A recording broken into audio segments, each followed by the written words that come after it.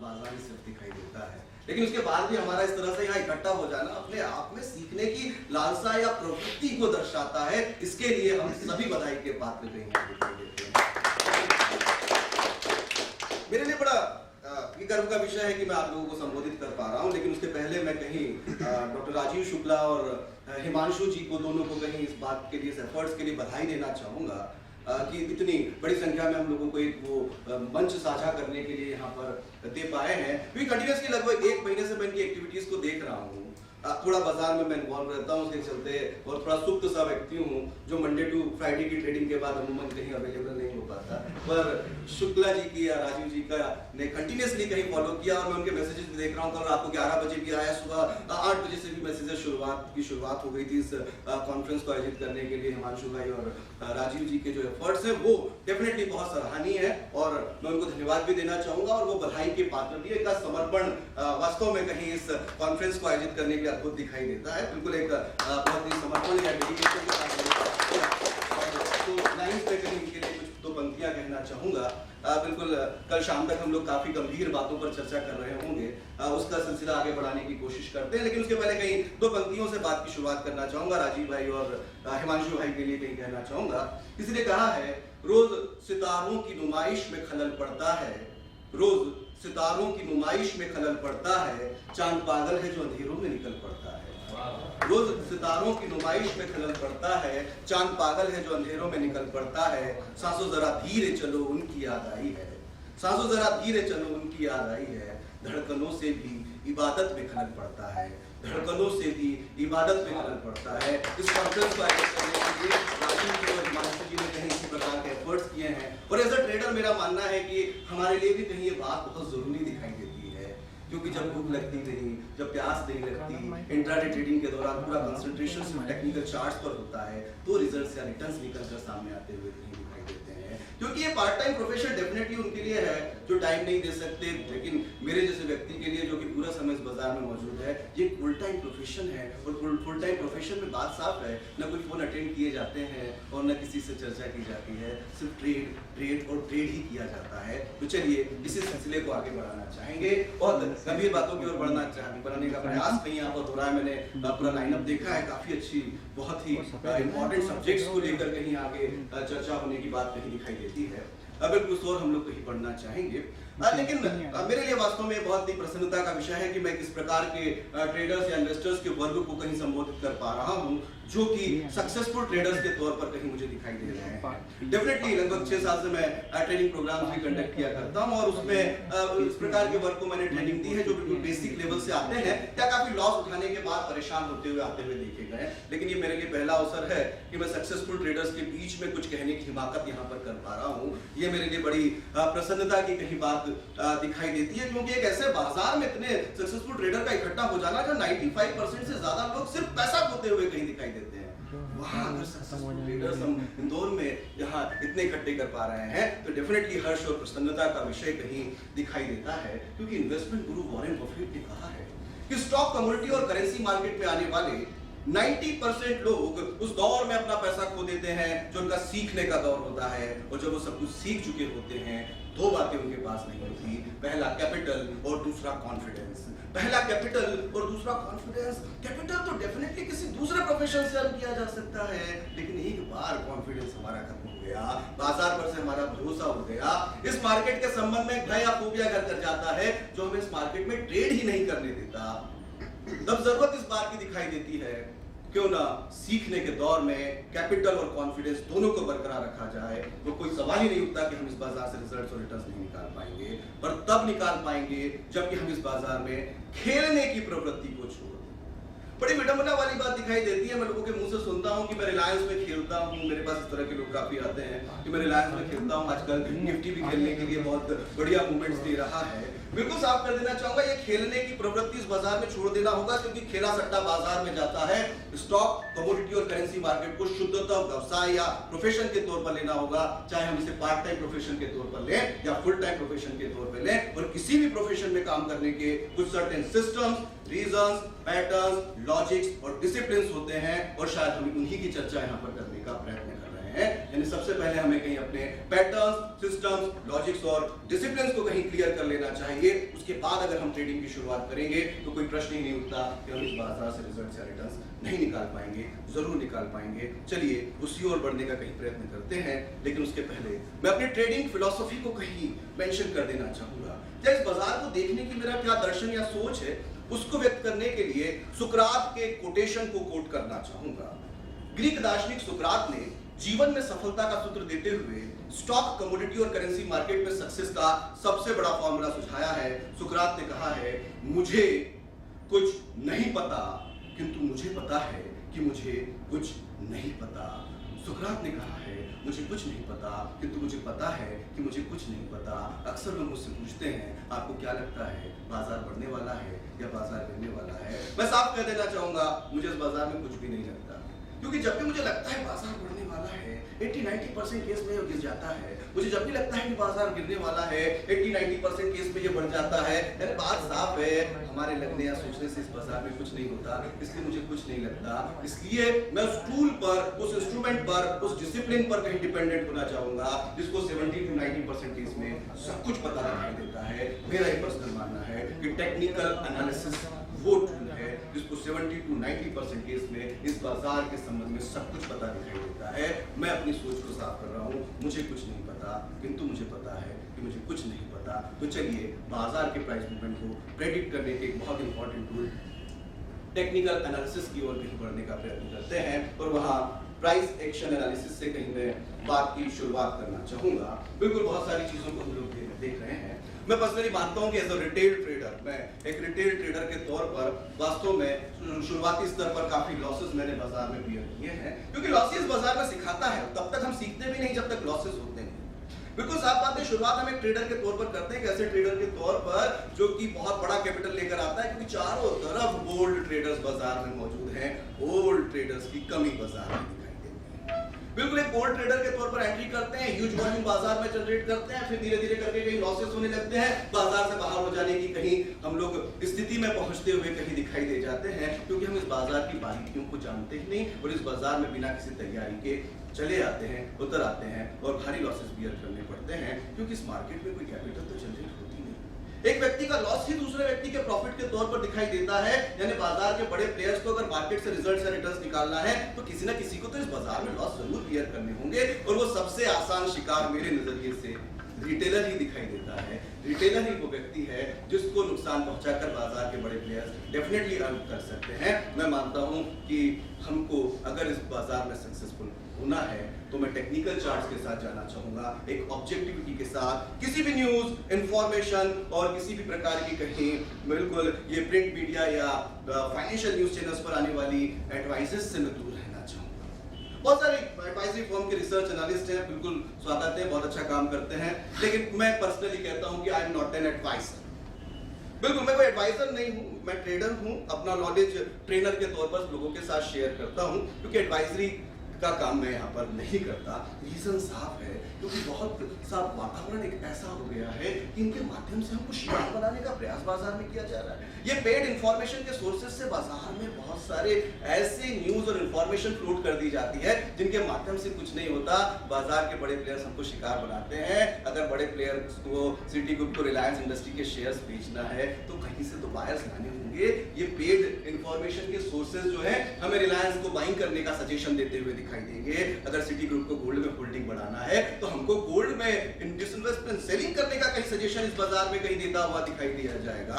मेरा मानना साफ है, बिना किसी न्यूज, र्यूमर्स और इंफॉर्मेशन के अगर मैं टेक्निकली सक्सेसफुल हो पाता हूं तो यही हमारा अचीवमेंट होता है, क्योंकि news and rumours reflects on the chart की धारणा दिखाई देती है।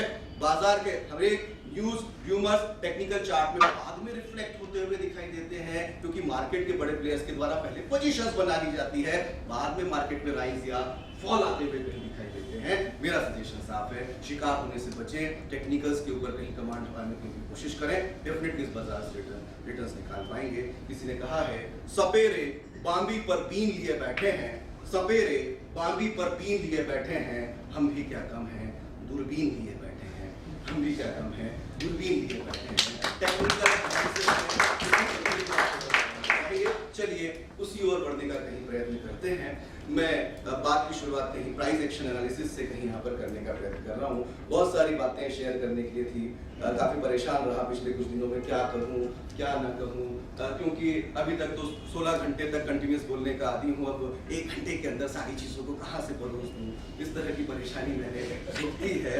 तो मुझे लगा कि कुछ सिंपल सी बात की जाए, सब जानते हैं, सब सक्सेसफुल हैं, सब जानते हैं, थोड़ी सी सिंपल सी बात की जाए, बस कुछ डायमेंशंस की अलग से बात कर ली जाए कि इसको मैकेनिकल कर लिया जाए या कुछ नए नाम दे दिए जाए, और कुछ भी मैं करने का प्रयास नहीं कर रहा हूँ, क्योंकि मेरा पर्सनली मानना है एक प्रॉपर सिस्टम लेकर ट्रेड करते जाइए, ये बाजार आपको रिटर्न्स देने के लिए तैयार कहीं देता है। और मैं पर्सनली मानता हूँ ये बाजार रुपयों में रिटर्न्स देता है, हम पैसों में ढूंढने की कोशिश करते हुए इस बाजार में दिखाई देते हैं। बहुत सारी परेशानियां हैं, अक्सर मैं लोगों से शिकायत सुनता हूँ कि ये बाजार में क्या जाना, इस बाजार का नेचर क्या है, पहले ये रेवड़ियाँ देता है, बाद में गुलाब जामुन छीन ये आम शिकायत दिखाई देती है। क्यों? क्योंकि हमें ट्रेडिंग डिसिप्लिन की कमी वहां पर दिखाई देती है। क्यों ये परेशानी है, ट्रेडिंग डिसिप्लिन की कमी दिखाई देती है। शायद हमारे लेक्चर में ट्रेडिंग डिसिप्लिन की बात भी शायद हिमांशु जी करने वाले हैं, बड़ी अच्छी सी कहीं बात है, वो बहुत जरूरी है। लाख सीख जाए, प्राइस एक्शन एनालिसिस और टेक्निकल एनालिसिस बेकार की बात दिखाई देती है यदि सही डिसिप्लिन के साथ काम नहीं करते। मतलब ये सारी बातें कहीं मुझे यहाँ पर दिखाई देती है। मेरा सजेशन साफ है, डिसिप्लिन पर भी फोकस करिए। मैं कुछ छोटे से सिस्टम्स की बात कर रहा हूँ, बहुत सारी चीजों को नहीं बता पाऊंगा, आगे ये सिलसिला डेफिनेटली जारी रहेगा। 2015 में फिर से मिलेंगे, कुछ नई चीजें लेकर आएंगे। अभी तो पुरानी सी बेकार की सिंपल सी बातों की ही चर्चा मैं यहाँ पर कर रहा हूँ, जो आप डेफिनेटली जानते होंगे, पर मुझे लगता है कि मूर्खों पर लक्ष्मी मेहरबान होती है।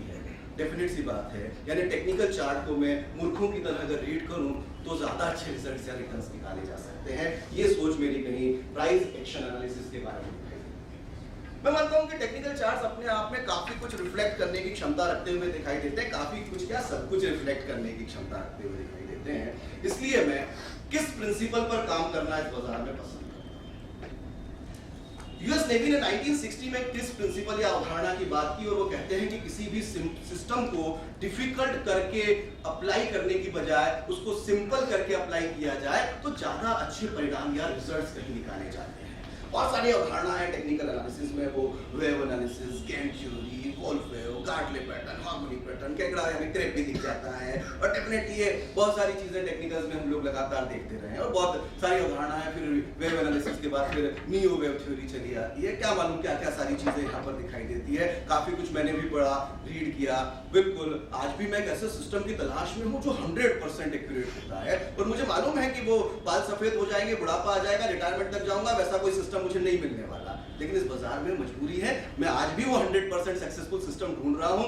वो कोई इलियट वेव एनालिसिस नहीं दे सकता, वो कोई गेन थ्योरी नहीं दे सकती, सबकी अपनी लिमिटेशंस है। वही 70, 80, 90 के बीच में कहीं रिजल्ट आते हैं, और मैं तो पर्सनली मानता हूँ 40 और 50% पर भी रिजल्ट्स और रिटर्न्स निकलते हैं। मैकेनिकल होने की कहीं जरूरत दिखाई देती है। चलिए उसी ओर चलने का प्रयास करते हैं। तो प्राइस एक्शन एनालिसिस क्यों, उस पर मेरा पॉइंट पहला क्लियर है कि स्टडीज को सिंपल करने के प्रयास में मैं इसको यूज करता हूँ। दूसरा, सुप्रीमेसी ऑफ प्राइस। प्राइस अपने आप में सब कुछ रिफ्लेक्ट करने की क्षमता रखता है, क्योंकि मार्केट में प्राइस मूवमेंट ही सुप्रीम होता है। चाहे वो इलियट को आप देखने की कोशिश करें, चाहे आप गेन की बात करना चाहें, चाहे आप किसी की भी हम मार्टिन ग्रीन की बात करें, हम जॉन मर्फी की बात करें, किसी की भी अगर हम चर्चा करना चाहें, तो सबका फोकस प्राइस के मूवमेंट को ट्रैक करने पर ही दिखाई देता है। मेरा दूसरा कहीं लॉजिक उसके पीछे ये दिखाई देता है।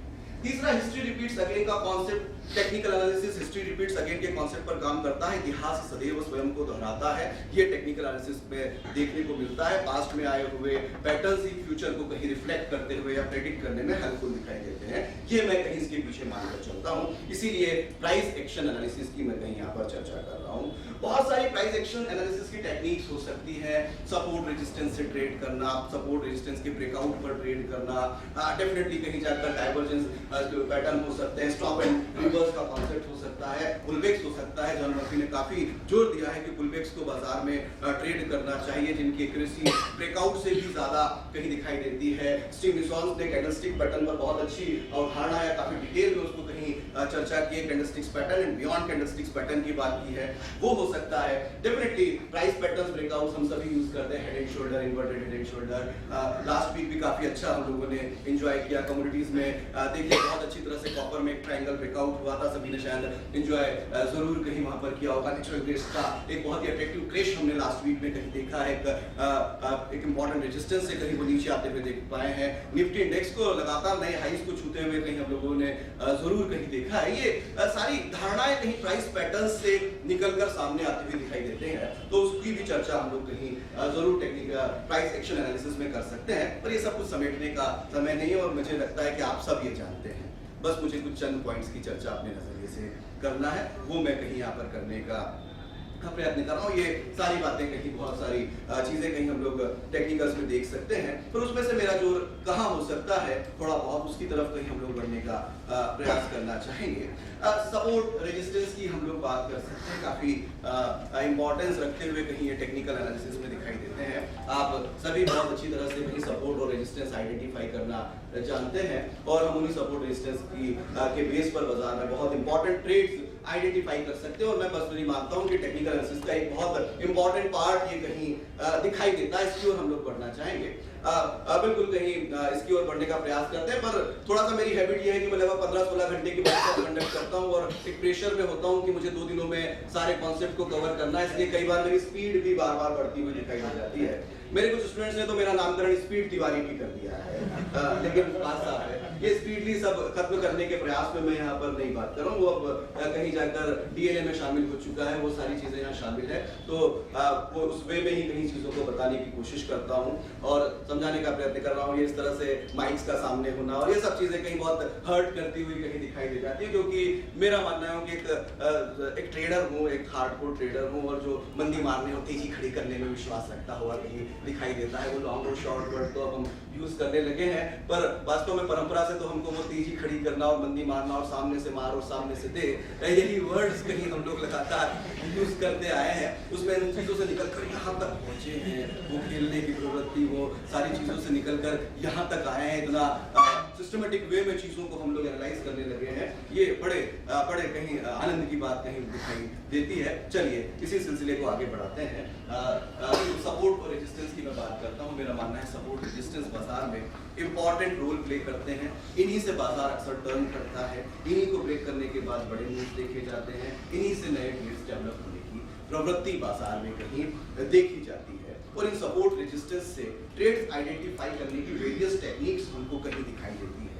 उसके लिए इंडिकेटर्स और ऑस्किलेटर्स यूज किए जा सकते हैं, उसके लिए कैंडलस्टिक्स पैटर्न्स का यूज किया जा सकता है, डिफरेंट सपोर्ट रेजिस्टेंस का कॉम्बिनेशन बनाकर कहीं ट्रेड किया जा सकता है। जैसे पिछले महीने में सिप्ला में बहुत ह्यूज ब्रेकआउट हम उस तरह का कहीं मूवमेंट देख पाए थे, एक बहुत बढ़िया बुलिश डाइवर्जेंस था, वहां ट्रेंड लाइंस के बहुत अच्छे सपोर्ट थे, वो सब कंबाइंड हुए और बाजार में एक ब्लास्ट सिप्ला में होता हुआ कहीं हम लोग देख पाए हैं। वो बहुत सारी चीजें सपोर्ट रेजिस्टेंस के तौर पर देखी जा सकती है, पर डेफिनेटली उसमें इंपॉर्टेंस रखता है ट्रेंड लाइंस मेरे नजरिए से एक बहुत इंपॉर्टेंट टूल है। एक्सटेंडेड ट्रेंड लाइंस हम जो ड्रॉ करते हैं, वो लाइन ही अपने आप में इस बाजार से रिजल्ट्स निकालने में पर्याप्त कहीं दिखाई देती है। अगर पेशेंस रखकर सिर्फ उसको फॉलो किया जाए तो भी इस बाजार से बाहर जाने की नौबत आती हुई कभी नहीं दिखाई देने वाली। ये मैं पर्सनली मानकर चलता हूँ कि ट्रेंड लाइंस ही काफी है, लेकिन समस्याएं क्योंकि इस बाजार में नहीं होती, समस्या हमारे साथ है, हम अपने ग्रिड पे काबू नहीं रख पा रहे, हमें पेशेंस की कमी कहीं दिखाई देती है। ये टर्मिनल पर ज्यादा समय या टाइम स्पेंड करना अपने आप में परेशानी का सबब दिखाई देता है, क्योंकि मैं तो अपने लैपटॉप पे सामने टर्मिनल कतई नहीं रखना चाहूंगा, क्योंकि मेरा मानना है कि बार-बार का जो शार्प फ्लक्चुएशन, छोटा-मोटा फ्लक्चुएशन होता है, वो मेरी ट्रेडिंग फिलॉसफी को काफी परेशान करता है। क्योंकि अगर मैं टर्मिनल पर, वो ट्रेडिंग टर्मिनल स्क्रीन के सामने बैठा हूं तो कुछ तो करूंगा, चाहे लॉस ही करूंगा। बिल्कुल ये सब परेशानियां हैं बाजार की और कुछ नहीं है, यही तो परेशानियां हैं, इन्हीं से तो पार पाने और निजात पाने की हम कोशिश कर रहे हैं। टेक्निकल एनालिसिस की कोई परेशानी नहीं, क्योंकि मैं मानता ही नहीं हूं कि बाजार कभी गलत होता है। ये बाजार कभी गलत होता ही नहीं, गलत होते हम, हमारी हमारे काम करने की टेक्निक्स बाजार में काम करने के, हमारे डिसिप्लिन बाजार में हम काम करने के, हमारी तकनीकों में कमी दिखाई देती है। ये मार्केट में कोई कमी नहीं दिखाई देती, इसलिए हमको अपने आप को करेक्ट करना है। और मैं मानता हूँ कि ट्रेंड लाइन उसमें एक बहुत इंपॉर्टेंट रोल प्ले करता हुआ कहीं दिखाई देता है। उसका यूज हम सपोर्ट रेजिस्टेंस लिए कर सकते हैं। प्रीवियस हाई लो जिसको हॉरिजॉन्टल सपोर्ट लाइन और रेजिस्टेंस लाइन जिससे हम ड्रॉ कर सकते हैं, वो हिस्टोरिकल डेटा या वही रिफ्लेक्शन हमको चार्ट पर दिखाई देता है, उसका उपयोग या यूज हम यहाँ पर कर सकते हैं। डेफिनेटली इसके अलावा गैप्स भी बहुत इंपॉर्टेंट रोल प्ले करते हुए दिखाई देते हैं, क्योंकि गैप्स बाजार के इंपॉर्टेंट सपोर्ट और रेजिस्टेंस के तौर पर दिखाई देते हैं। गैप्स को भी बहुत डिफाइन किया गया, कोई कहता professional gaps, amateur gap, run away gap, break away gap, मालूम नहीं क्या होता है, मुझे नहीं मालूम कि वो गैप्स क्या है। गैप्स मतलब गैप्स जो मुझे दिखाई देता है दैट इज गैप। बस मैं तो ये मानकर चलता हूँ कि एक गैप चार्ट पर रिफ्लेक्ट होता है, वो मेरे लिए इंपॉर्टेंस रखता हुआ दिखाई देता है। नामकरण में मैं विश्वास उसकी नहीं करता, उसको काफी चर्चा वहां पर कहीं दिखाई देती है। तो गैप एक इंपॉर्टेंट सपोर्ट और रेजिस्टेंस हमको बाजार का दे सकता है, ट्रेंड लाइंस दे सकती है। इसके अलावा कहीं जाकर प्रीवियस हाई लो बाजार के सपोर्ट और रेजिस्टेंस के तौर पर यूज किए जा सकते हैं। और यहाँ से लो रिस्की ट्रेड्स आइडेंटिफाई करना कहीं पॉसिबल हो सकता है। कैसे, उसकी तरफ थोड़ी सी चर्चा कहीं करने का प्रयत्न करते हैं। कि एग्जाम्पल छोटा सा निफ्टी का लेना चाहूँ, सबने देखा होगा बहुत लंबा फेज था हमारा, बाजार लगातार नीचे की तरफ काफी लंबे समय तक कहीं सर्वाइव करता रहा। उसी के एक छोटे से एग्जाम्पल को लेने की कोशिश कर रहा हूँ, कोई विशेष बात मैं कर नहीं रहा, और मैं कहता हूँ कि सब आप लोग जानते हैं, सिर्फ चंद बारीकियों की चर्चा मैं यहाँ पर कर रहा हूँ, इसके माध्यम से आगे क्या कह रहा हूँ वहाँ ले जाने की कोशिश करता हूँ। कुछ भी नहीं है, हमने हाई और लो यहाँ पर दो कलेक्ट कर लिए, 1 और 2 पॉइंट मतलब दो हाईज मेरे सामने कहीं दिखाई दे रहे थे। बाजार एक लोअर हाई लोअर लोज की सीरीज बना रहा था, और जब तक बाजार लोअर हाई लोअर स्विंग्स की सीरीज बनाता है, इसका मतलब वो डाउन ट्रेंड में होता है। ये एक एस्टैब्लिश फैक्ट कहीं टेक्निकल एनालिसिस में या डाउ थ्योरी के माध्यम से कहीं दिखाई देता है। टेक्निकल एनालिसिस के ग्रैंडफादर डाउ, जो कि कहते हैं always follow the trend, don't fight with the trend because trend is your best friend. Trend को हमेशा फाइट करें, ट्रेंड को हमेशा फॉलो करें, ट्रेंड से कभी फाइट न करें, क्योंकि ट्रेंड से अच्छा फ्रेंड इस बाजार में हो ही नहीं सकता। गिरते हुए बाजार में खरीदना नहीं और बढ़ते हुए बाजार में बेचना नहीं, ये कहीं इस बाजार में सक्सेस का फॉर्मूला दिखाई देता है। और एज अ ट्रेडर तो मैं वो जरूर करूंगा, बिल्कुल एज अ ट्रेडर तो मैं जरूर करूंगा, और मैं करता हूं और डेफिनेटली करता हूं, क्योंकि काउंटर ट्रेंड को ट्रेड करने के अपने मजे होते हैं और बड़ी रैलीज को एंजॉय किया जा सकता है, उसकी भी चर्चा करेंगे। पर डाउ की आत्मा को कोई कष्ट न हो, इसके पहले उनके लिए से बात करते हैं। वो कहते हैं कि लोअर हाई लोअर लोज बाजार बना रहा है, इसका मतलब डाउन ट्रेंड में है। मैंने सिंपल से 2 पॉइंट्स को कनेक्ट किया और आगे की तरफ लाइन को एक्सटेंड कर दिया। कैसे, अभी चार्ट पर भी एक आध एग्जांपल कहीं देखेंगे। फिर मैं देखता हूं कि बाजार वापस रिवर्स करके ऊपर की तरफ आता है, मेरी उसी लाइन या ट्रेंड लाइन के आसपास कहीं वो बाजार आता हुआ कहीं दिखाई देता है। ये मेरा डिसीजन पॉइंट हो सकता है। ये सारी तैयारी मेरी पोजिशनल ट्रेडिंग की है, ये इंट्राडे ट्रेडिंग की नहीं है। बिल्कुल साफ करूं कि इंट्राडे में ये माथा पच्चियां पॉसिबल नहीं हो सकता। हाँ, तो वो मैकेनिकल वाली धारणा होना चाहिए। अपना एक सिस्टम क्रिएट करिए और मैकेनिकली ट्रेड करने की हैबिट इंट्राडे में डालिए, वो आपको रिजल्ट या रिटर्न्स बहुत अच्छे देते हुए दिखाई देते हैं। या अगर मेरा nature short term swing trading का है, तो बहुत अच्छा चार्ट मैं सामने लेकर कहीं यहाँ पर आ रहा हूँ। फिर बाजार वापस रिवर्स करता है, ये वो पॉसिबल पॉइंट है जिसको ब्रेक करके या तो बाजार को ऊपर जाना है या बाजार को नीचे आना है। मुझे एक इंपॉर्टेंट पॉइंट यहाँ पर मिलता हुआ दिखाई दे रहा है। अब मुझे यहाँ से कोई रिवर्सल के इंडिकेशन देखने का प्रयास करना चाहिए, जो 2 तरह के हो सकते हैं। या तो वो ऑस्किलेटर्स पर हो सकते हैं, ऑस्किलेटर्स पर आरएसआई या स्टोकेस्टिक्स जैसे इंडिकेटर उसमें हमको हेल्प कर सकते हैं। क्या पैरामीटर्स लेना चाहिए, उस पर बहुत सारी डिबेट्स हैं, बहुत सारी चर्चा है। वाइल्डर को पढ़ें, वो कुछ लिखता है, विलियम्स को पढ़ें, वो कुछ लिखता है। सब बेकार की बात है, it's an art not a science. ये आर्ट है, साइंस तो है नहीं कि यहाँ पर कोई फिक्स पैरामीटर्स हो सकते हैं। आप डिसाइड करिए, डिजाइन करिए, 14 पीरियड आरएसआई लूं क्या लेरी कॉर्नर के सिस्टम की तरफ चले जाऊं, कहां जाना है वो हमको ही डिसाइड वहां पर करना होता है। वो टूल्स हम यहाँ पर रिवर्सल के लिए यहाँ पर ले सकते हैं, जिससे इस प्रकार के ट्रेंड रिवर्सल को आइडेंटिफाई किया जा सकता है।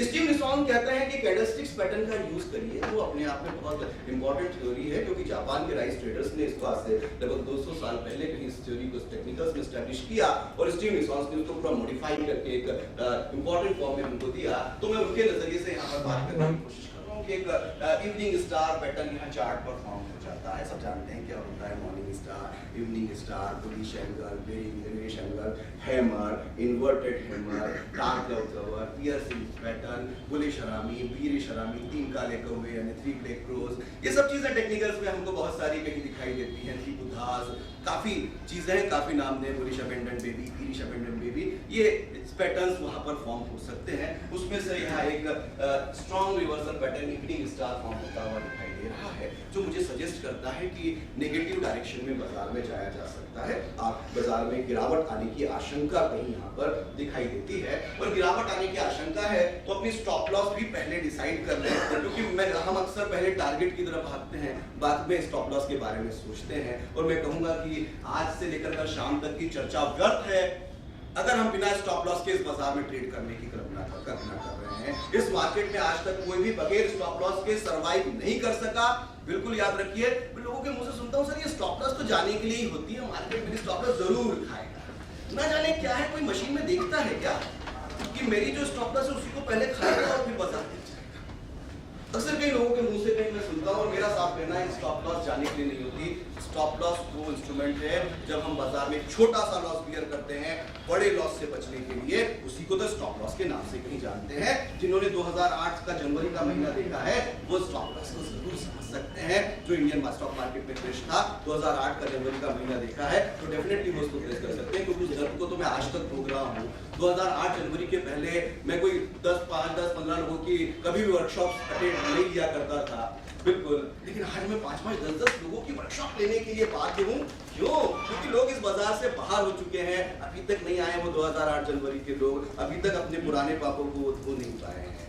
डेफिनेट सी बात है, बाजार में अभी भी वो कमी दिखाई देती है, क्योंकि एक गलती उनके ऊपर भारी पड़ती हुई दिखाई दी है, उन्होंने स्टॉप लॉस को फॉलो नहीं किया है। मैं मानता हूँ इस बाजार से बाहर होने के लिए बहुत सारी गलतियां करने की जरूरत नहीं होती, एक गलती भी इस बाजार से 22 जनवरी 2008 को मुझे अपने ऑफिस को क्लोज कर देना पड़ा, क्योंकि सिर्फ एक ही क्वेश्चन था, सर क्या करें यहाँ पर। अरे भाई मुझे क्या मालूम यहाँ पर क्या करें। 22 जनवरी को लोअर सर्किट लग रहा है, 11 जनवरी को MACD सेल कर रही थी, 13 जनवरी को डाइवर्जेंस साफ दिखाई दे रहा था, फिर राइजिंग वेज पैटर्न का ब्रेकआउट हो गया, फिर राउंडिंग टॉप यानी कि सॉसर पैटर्न का ब्रेकआउट हो गया बिल्कुल 18 जनवरी को। और आप मुझसे 22 जनवरी को पूछते हैं क्या करें। डेफिनेटली मेरे पास उसका कोई आंसर नहीं है, क्योंकि मुझे कुछ नहीं पता, किंतु पता है कि मुझे कुछ नहीं पता, क्योंकि टेक्निकल चार्ट तो वो 11 जनवरी से सेल कर रहे थे, सर्किट तो 22 जनवरी को लगा, 14 जनवरी को मकर संक्रांति के दिन आर पावर का IPO आया और मार्केट ने अपना हमारा साथ छोड़ दिया। एक ही साथी था हमारा स्टॉप लॉस, जिसको हमने वहां पर जाकर इग्नोर कर दिया,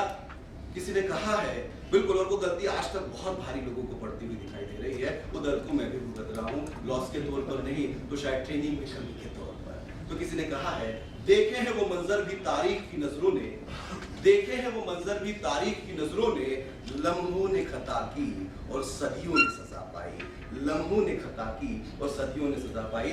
लम्हों की खता सदियों तक सजाती है, इसलिए पहले स्टॉप लॉस डिसाइड कर लीजिए कि यहाँ पर जो इंपॉर्टेंट कैंडलस्टिक पैटर्न है उसके हाई की स्टॉप लॉस लगाता हूँ, या मैं ट्रेंड लाइन के ऊपर अपनी स्टॉप लॉस लेकर चलता हूँ और फिर कहीं आगे बढ़ना चाहूंगा। अब बारी टारगेट डिसाइड करने की सिंपल सी आती है। टारगेट प्राइस एक्शन से डिसाइड करते हैं। फिबोनाची एक बहुत इंपॉर्टेंट रूल है, डेफिनेट सी बात है। वो फिबोनाची का इंपॉर्टेंट तो पूरे नेचर में कहीं दिखाई देता है। यहाँ मैं एक कॉर्पोरेट फॉर्मेलिटी से हम एक सेमिनार ले रहा था, वहाँ किसी ने मुझे पूछा कि सर ऑपरेटर्स भी इसको फॉलो करते हैं नहीं करते हैं, मैंने उनको एग्जाम्पल के माध्यम से दिखाया था। और अभी भी मैं कहता हूँ आप सोयाबीन का डेली चार्ट देखकर जाकर देखिए कहाँ से वो रिवर्स कर रहा है इस समय। वो फिबोनाची की इंपॉर्टेंट रेशियो से बार बार नीचे की ओर स्लाइड करता हुआ या रिवर्सल करता हुआ दिखाई दे रहा है। निफ्टी में कल 1 या 2 दिन के अंदर पर जो इस तरह की रैली दी, क्यों दी है, वो 161.8 के बहुत इंपॉर्टेंट रेजिस्टेंस को तोड़कर ऊपर की ओर कहीं ब्लास्ट करता हुआ दिखाई दे रहा है। ये रेशियोज जो हैं, फिबोनाची के रेशियोज बहुत इंपॉर्टेंस रखते हैं मार्केट के टारगेट प्रेडिक्शन में। बहुत डिटेल में पढ़ सकते हैं, जूलॉजी और बॉटनी की थ्योरी है जो स्टॉक और कमोडिटी मार्केट पर भी अप्लाई होती है, एरोनॉटिकल साइंस में भी अप्लाई हो रही है, और सभी प्रकार के कहीं मार्केट्स में अप्लाई किया जा सकता है। तो मैं उससे टारगेट डिसाइड कर सकता हूँ। पर छोड़िए बेकार की बात, मुझे कुछ नहीं आता इस बाजार के अंदर, मैं कोई फिबोनाची नहीं जानता,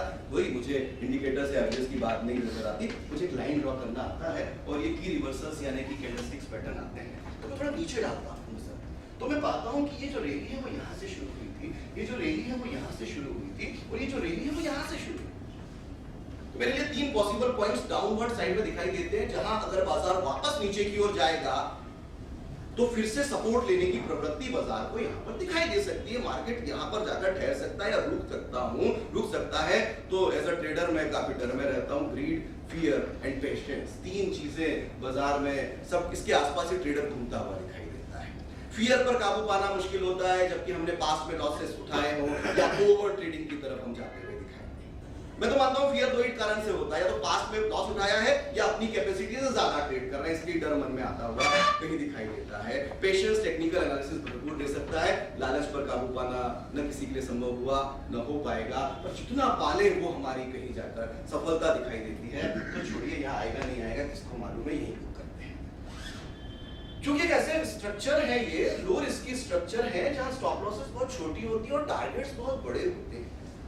स्टॉप लॉसेस बहुत छोटी होती है, टारगेट्स बड़े होने के कारण बाजार से ज्यादा रिजल्ट्स और रिटर्न्स निकाले जा सकते हैं। एक्यूरेसी कम हो फिर भी हम इस बाजार से रिजल्ट्स और रिटर्न्स निकालने में सक्षम दिखाई देते हैं। 1:3, 1:4, 1:5 के ये ट्रेड्स दिखाई देते हैं, यहाँ एक्यूरेसी 70-90% और 100% की बात दिखाई देती है। फिर बहुत सारे स्टूडेंट्स नए आते हैं और वो कहते हैं सर मैं 1 महीने में फैल लूंगा, 100% की एक्यूरेसी है सर, क्या अमेजिंग चल रहा है। मैं तुरंत ऊपर वाले से दुआ करता हूँ जल्दी से इसको एक छोटा सा लॉस दे दे। बिल्कुल, ये कहीं गड़बड़ करने वाला है, गलती करने वाला है, बहुत बड़ा लॉस उठाएगा, बाजार से बाहर हो जाएगा, क्योंकि ऐसा कुछ बाजार में होता नहीं है। ये एक भ्रम में कहीं जीता हुआ दिखाई दे रहा है। मैं अपने लगातार मैं मानता हूं कि इसको डर के साथ इस बाजार को देखना चाहिए, आपका साथ बहुत बड़ा है। बिल्कुल बात साफ है, मैं तो यहाँ बुक करके निकल जाना चाहूंगा, फिर वेट करूंगा, फिर वापस बाजार आएगा इसी रेजिस्टेंस लाइन के आसपास, फिर मैं अपॉर्चुनिटी ढूंढना चाहूंगा। और मेरा शायद साथ ये आकाश में मंडराते हुए काले बादल यानी डार्क क्लाउड कवर होते हुए दिखाई दे सकते। अब कहीं डार्क क्लाउड कवर फॉर्म हो रहा है जो कह रहा है कि बाजार में आशंका के काले बादल मंडरा रहे हैं, मार्केट फिर से नीचे की तरफ आ सकता है, लेकिन बाजार थोड़ा गिरा, मैंने टारगेट ये लिया था, मार्केट थोड़ा ऊपर की ओर आने लगा, वापस आया, मेरे मन में डर पैदा हुआ, भय पैदा हो रहा है, हार्ट बीट्स बढ़ने लगी है, पल्स डाउन होने लगी है, इसलिए मेरी स्टॉप लॉस ना खा जाए। और बस यही डर मुझे स्टॉप लॉस कटवा लेता है। अरे मेरी स्टॉप लॉस खा जाएगा, काट लेना चाहिए, पर मालूम होता है बढ़िया वो टेस्ट करता है, फिर कहीं जाकर वो वापस मेरे टारगेट को अचीव कर देता है। डिमांड कर रहा है पेशेंस, रुको मैं दूंगा आपको, लेकिन आप में पेशेंस की कमी है तो मैं डेफिनेटली आपका साथ नहीं दे सकता। वेट करना होगा, डेफिनेटली कहीं जाकर वो टारगेट अचीव करते हुए कहीं दिखाई देते हैं। क्योंकि मेरा मानना है कि हमें परेशानियां बहुत सारी है। एक परेशानी ये भी है कि प्रॉफिट बुक करने में पेशेंस नहीं रखते और लॉस बुक करने में पेशेंस नहीं होते। प्रॉफिट बुक करने में तो पेशेंस ही नहीं रखते और लॉस बुक करने में पेशेंस नहीं होते, ये भी एक परेशानी हमारे साथ कहीं इस बाजार में दिखाई देती है। ऐसी बहुत सारी परेशानी है, तो मैं तो यहाँ पे प्रॉफिट बुक करके अब निकलना चाहूंगा। कंटिन्यूअसली ये ट्रेड सक्सेसफुल होते हुए जा रहे हैं, पर मैंने आगे का चार्ट हाइड कर दिया क्योंकि फिर तो उसको भी होना है। बिल्कुल डेफिनेट सी बात है, कोई कॉन्सेप्ट 100% सक्सेसफुल नहीं है। आगे का चार्ट दिखाऊंगा तो यही लेवल पर आया होगा, वहां से हो सकता है कोई सक्सेसफुल पैटर्न भी बना होगा, मैंने शॉर्ट पोजीशन भी बनाई होगी और मेरी स्टॉप लॉस आके निकल गया। पर चिंता नहीं है, क्योंकि स्टॉप एंड रिवर्स भी तो कर सकता हूँ। ट्रेंड लाइन के ब्रेकआउट को वापस रिवर्स करके मार रहा है तो मैं दूसरे डायरेक्शन में पोजीशंस बदल सकता हूँ। तो भरोसा पैदा करना होगा, बैक टेस्टिंग करिए, पीछे की ओर देखिए, पास्ट फ्यूचर को रिफ्लेक्ट करता है। पास्ट फ्यूचर की गारंटी नहीं होता, क्या रिजल्ट आएगा, रिटर्न वेरी करता है, लेकिन अगर हम लंबे हिस्टोरिकल डेटा पर किसी कॉन्सेप्ट को टेस्ट कर लेते हैं तो मेरा मानना साफ है, वो अपने आप में ये बिल्कुल प्रोबेबिलिटी ये बताती है कि हम इस बाजार में सक्सेसफुल रहेंगे या नहीं रहेंगे। तो मेरे नजरिए से एक सिंपल सा सिस्टम हो सकता है, इसको हम यहाँ पर दे सकते हैं। सब जानते थे, छोटी सी बात मैंने सिर्फ उसको कहीं जाकर बताने की कोशिश की। वो बीरिश पैटर्न था तो मेरे लिए बुलिश पैटर्न भी हो सकता है। डेफिनेटली कहीं ये SBI का चार्ट है जो अभी एक बड़ी रैली हम लोगों ने देखी, उसका बॉटम कहीं ऐसा ही हम लोग देख पा रहे हैं, जहां पहले बाजार ने ह्यूज गैप छोड़ा। अब ये गैप क्या था मुझे नहीं मालूम, वो प्रोफेशनल था कि एमेच्योर था, क्योंकि इतना मुझे नहीं समझ में आता। मुझे समझ में आया कि गैप छोड़ा बाजार में, तो मेरे लिए कहीं जाकर ये पॉइंट्स इंपॉर्टेंस रखते हैं। कुछ लोग लो टू हाई के बीच को गैप कैलकुलेट करते हैं, मैं ओपन और क्लोज को यहाँ पर गैप लेकर चल रहा हूँ, ये गैप करेंगे। फिर मैं देखता हूँ कि वापस बाजार रिवर्सल करके यहीं पर आता है और यहीं से पिन बार यानी कि इन्वर्टेड हैमर बाजार बना देता है, सॉरी हैमर पैटर्न बाजार बना देता है। तो इसका मतलब ये है कि इंपॉर्टेंट सपोर्ट मुझे यहाँ पर मिलता हुआ दिखाई दे रहा है। फिर वापस नीचे की ओर आया, ट्रेंड लाइन ड्रॉ करना था तो डेफिनेटली मैं बढ़िया ट्रेंड लाइन आगे की तरफ नहीं ड्रॉ करके उसका फायदा उठा सकता था, लेकिन हम सब तो बॉटम और टॉप की तलाश में ही तो बाजार में लगे हुए हैं। मैं मानता हूं कि बाजार में वास्तव में सबकी तलाश ये है, बॉटम कहां से मिलेगा, टॉप कैसे मिलेगा। सर ऐसा सिस्टम आप बता रहे हो, एवरेज लाइन मूविंग एवरेजेस क्या सिस्टम है, ये तो लेट ट्रेड देती है। अरे भाई ट्रेड करने के लिए आए हैं, डेफिनेटली कहीं बात है, अर्न करने के लिए आए हैं या बॉटम और टॉप ढूंढने के लिए आए हैं। वो बॉटम को ढूंढने के प्रयास में आप खुद गर्त में न समा जाएं, इस डर से बचना होगा और उसके लिए प्रॉपर कॉम्बिनेशन लेकर हमको चलना होगा। और ये सपोर्ट दे रहा है मुझे बढ़िया कॉम्बिनेशन कि डेफिनेटली सपोर्ट है, और सपोर्ट से अगर हैमर उछलकर वापस आ रहा है पॉसिबिलिटी है कि बाजार ऊपर की ओर मूव कर सकता है। चलिए फिर ट्रेड करता हूँ, पीछे की तरफ नजर डालता हूँ तो मुझे इमीडिएट टॉप ये दिखाई देता है। जहां तक बाजार मूव करने की पॉसिबिलिटी को दर्शाता है, एक बार यहाँ प्रॉफिट को बुक कर लूंगा, फिर नजर डालूंगा, नजर डालता हूँ तो फिर से यहाँ पर नजर डालने की कोशिश करता हूँ। यहाँ कोई इंपॉर्टेंट पैटर्न तो बन नहीं रहा, मेरे नजरिए से नहीं बन रहा क्योंकि ये डार्क क्लाउड कवर नहीं है।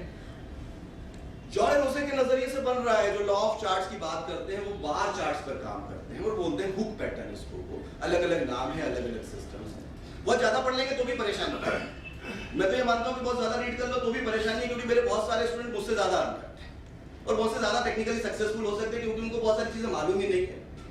बिल्कुल ऐसे भी लोग हैं जो बिल्कुल एक पंचर बनाने वाला एक बहुत इंपॉर्टेंट एक एग्जांपल है, वो बहुत सक्सेसफुली ट्रेड करते हैं क्योंकि पहले तो उनको माउस चलाना ही नहीं आता था। बहुत अच्छी बात, धीरे से माउस चलाना सीखा तो अब एक आध लाइन ड्रॉ कर लेते हैं चार्ट पर, एक तो एक आध एवरेज लाइन चार्ट पर ड्रॉ कर लेते हैं, उसको फॉलो करते रहते हैं, सेटिस्फाई है, बढ़िया। कोई जोय रस्ते का नाम सुना ही नहीं होगा जिंदगी में, उनको मालूम ही नहीं होगा ये कौन है डाउ, कहाँ से आया डाउ, कोई मतलब ही नहीं है उनको इस चीजों से। तो डेफिनेट सी कहीं बात है मैं यहाँ पर बच गया क्योंकि कोई की रिवर्सल पैटर्न यहाँ पर सेलिंग का बना है और उसने जाकर ऊपर की ओर एक ब्रेकआउट दे दिया और फिर आगे की तरफ चलता हुआ दिखाई दे रहा है। आगे ब्रेकआउट्स की बात करते हैं। ब्रेकआउट्स कब फेल होते हुए दिखाई दे जाते हैं, बहुत सारी परेशानियां हैं। मैं पर्सनली ब्रेकआउट्स को ज्यादा फॉलो करना पसंद नहीं करता हूं। डाइवर्जेंस के बाद उसकी चर्चा हम आगे करने का प्रयत्न करते हैं, लेकिन मेरे नजरिए से बहुत सिंपल सी चीज है जो शायद आप लोग यूज करते हैं, मैं उसी की बात कर रहा हूँ। पर ये बताने के लिए मैंने इतना समय आपका व्यर्थ नहीं किया, बेकार करने की कोशिश नहीं की है, क्योंकि कई बार किसी भी ऐसे स्पीकर को झेलना बहुत भारी पड़ जाता है जो फालतू की बातें ज्यादा करना, डेफिनेट सी बात है। लेकिन मेरा कहना है कि अब थोड़ा सा मैकेनिकल हो जाएगा, क्योंकि यहाँ जाके एक परेशानी आती हुई हमको दिखाई देती है, एक प्रॉब्लम हम लोग यहाँ पर आकर कहीं देखते हैं। इमोशंस हम पर आगे दिख रहा है, डार्क क्लाउड कवर है, दिख रहा है एंगल्फिंग गियर है, पर वो अचानक जाके 15 दिन पहले की बात आ जाती है कि वहाँ भी तो बना था डार्क क्लाउड कवर और वो तो फेल हो गया था। अरे भाई फेल तो होना ही था, फेल हुआ है, होगा, लेकिन फेलर के बाद ही सक्सेस की शुरुआत होती है। वो फेल हुआ था तभी अगले पैटर्न के सक्सेसफुल होने की संभावना ज्यादा दिखाई देती है, क्योंकि अक्सर हम शुरुआत कब करते हैं टेक्निकल चार्ट पर। एक और परेशानी, जब मैं देखता हूं कि पिछले 10 ट्रेड इस पैटर्न के ऊपर सक्सेसफुल हो गए, अगला 11वां ट्रेड मैं ही बाजार में करता हूं और फिर कहता हूं मेरी तो किस्मत ही खराब है, जहां से बेचूंगा वहीं से बढ़ जाएगा, जहां से खरीदूंगा वहीं से बेचूंगा। क्योंकि हम ये समझ नहीं रहे कि 10 ट्रेड के बाद अब 1 2 3 ट्रेड के फेल होने की बारी है।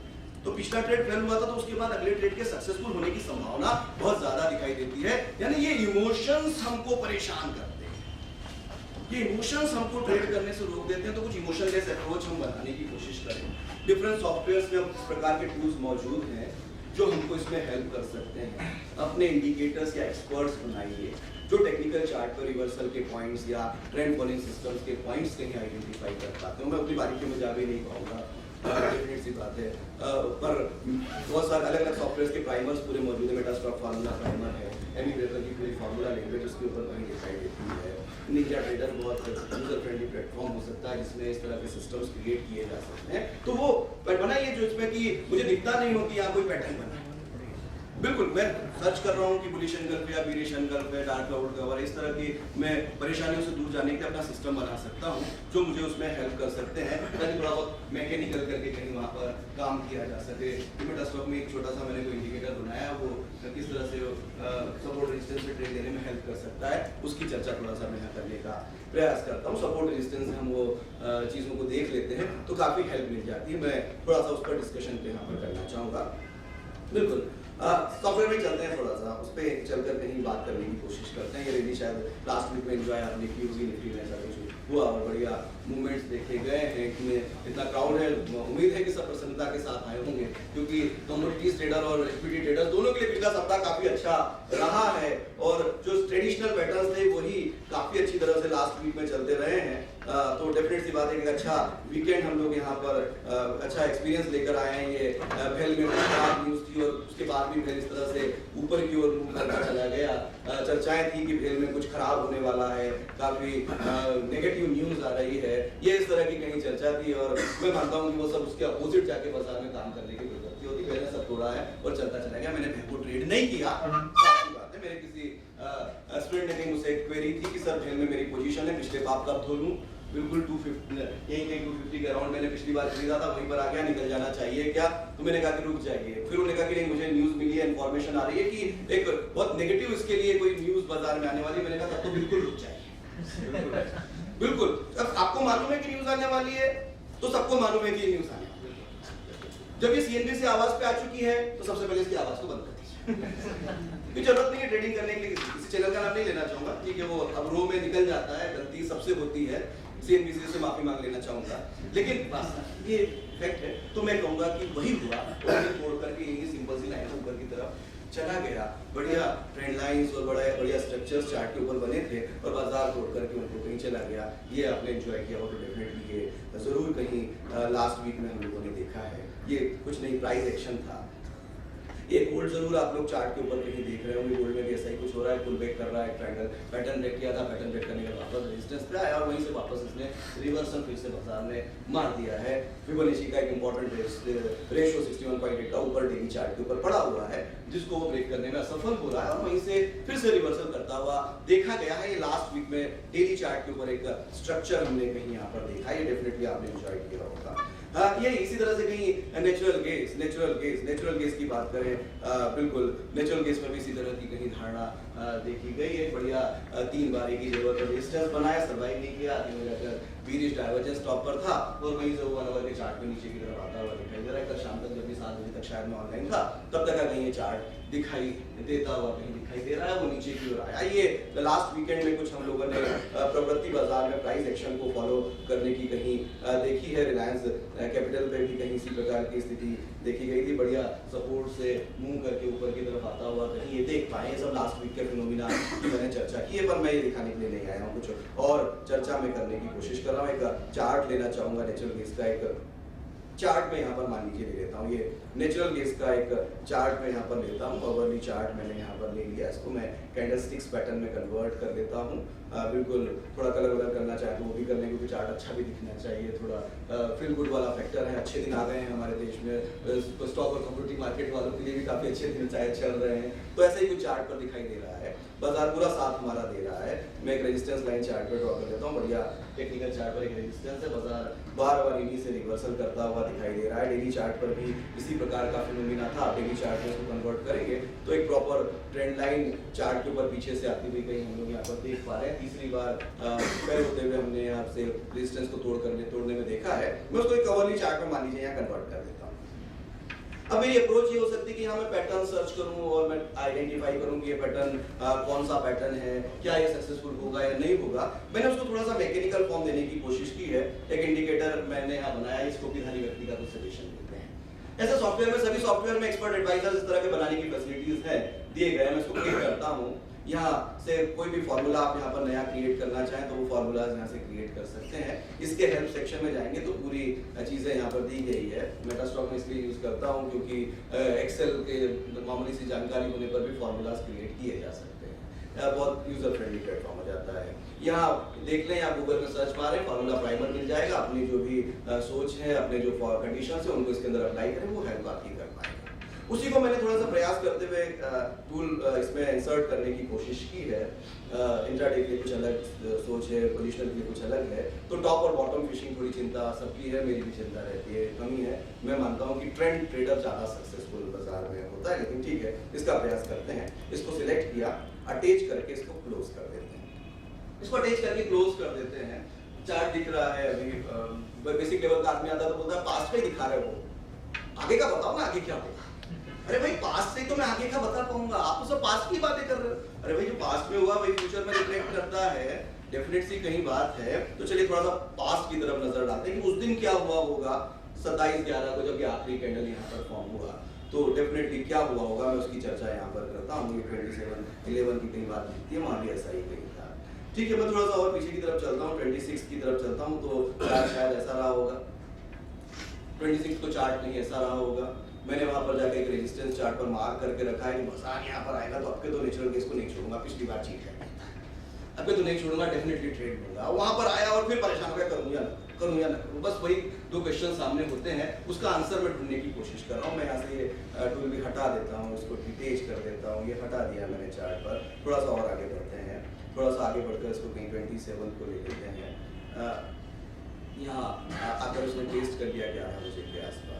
अब देखते हैं कि हो सकता है यहाँ मेरा अगर कोई कस्टम इंडिकेटर शायद RSI स्टोकेस्टिक बरिंगर बैंड या कैंडलस्टिक्स पैटर्न के रिफ्लेक्शन को शो करता हो, वो कुछ कह रहा हो तो फायदा उठा लेता हूँ उसका। मैं यहाँ आता हूँ एक्सपर्ट एडवाइजर पे, अटैच करता हूँ और क्लोज कर देता हूँ। तो वो कह रहा है परफेक्टली कि सेलिंग का एक सिनेरियो बन रहा है, आपको करना चाहिए।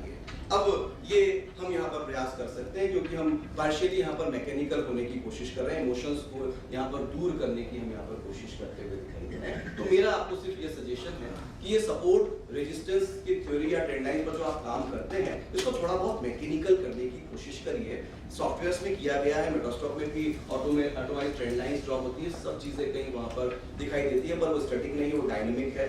मैं स्टैटिक ट्रेंड लाइन चार्ट पर चाहता हूँ वो मैं खुद ड्रॉ कर सकता हूँ, लेकिन बाकी काम करने के लिए हम इस प्रकार के एक्सपर्ट एडवाइजर का की हेल्प या सहारा हम वहाँ पर ले सकते हैं। ये एक सोच में देने की यहाँ पर कोशिश कर रहा हूँ, इसलिए एक सिंपल सी बात मैंने यहाँ पर की है कि इसको इस तरह से आप पार्शियली मैकेनिकल करके उसका फायदा उठा सकते हैं। किसी भी टाइम फ्रेम पर, किसी भी स्क्रिप्ट पर, किसी भी कमोडिटी या किसी भी करेंसी पर इसको अप्लाई किया जा सकता है, क्योंकि चार्ट की कोई जात नहीं होती, वो आलू हो, जीरा हो, करेंसी हो, कुछ भी हो, सब पर कहीं अप्लाई करता है। सप्लाई डिमांड का चार्ट हमारे पास होना चाहिए, तो अपनी स्टडीज को इस तरह से कस्टमाइज कर सकते हैं। डेफिनेटली हमको यहाँ पर करना चाहिए, ये मेरा आपको सजेशन है, इसलिए मैं कहीं यहाँ पर आपको इस एग्जांपल की तरफ लेकर आया।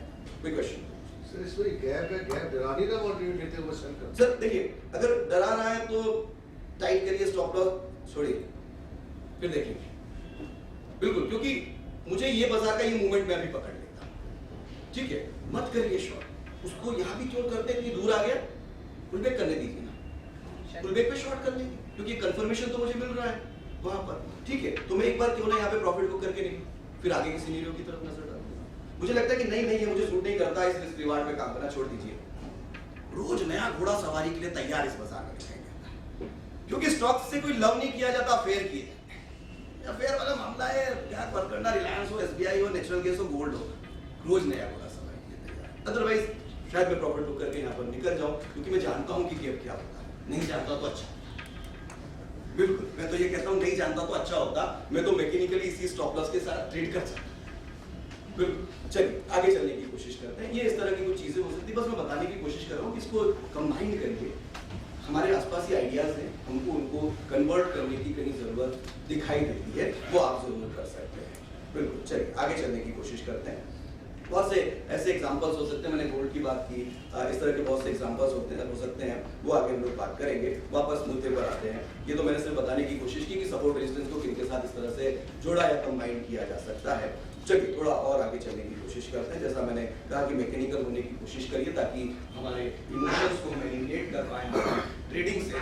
मैं फुल्ली मैकेनिकल होने को सजेस्ट नहीं करता, क्योंकि फुल्ली मैकेनिकल होना है, ये एल्गो ट्रेड और रोबो ट्रेड का कॉन्सेप्ट है, उसमें एक्यूरेसी कम होती है, और एक्यूरेसी हमको हर्ट करती है, कम होना अपने आप में हर्ट करता है।